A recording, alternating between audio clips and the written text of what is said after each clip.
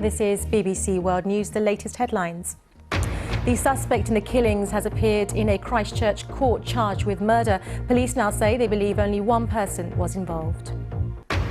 New Zealand Prime Minister Jacinda Ardern has met with community leaders in Christchurch a day after 49 people were killed in attacks on two mosques.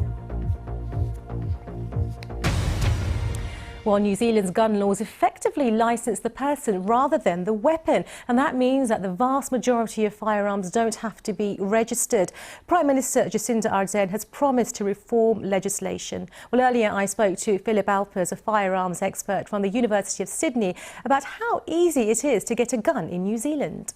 It's pretty easy. It's not. The gun laws are pretty well up to world standard. You have to have a background check, and you have to be a person of good character.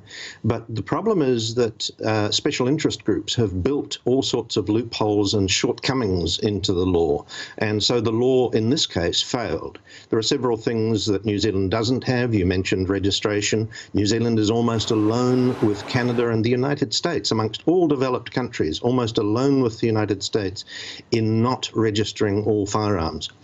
Certainly, if this man had tried to obtain those guns in his home country, in Australia, he would have failed because they've all been destroyed in Australia.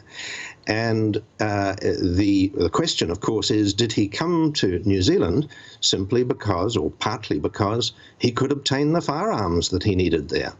That is a very interesting point. Now, I was reading that approximately 1 in every 4 people in New Zealand own a gun. Now, that figure shocked me. Talk me through that. It's 1 in 3, actually, closer to 1 in 3. But New Zealand is a very agricultural, frontier-type society. There are lots of pests to be shot. There are many, many legitimate reasons for owning firearms in New Zealand.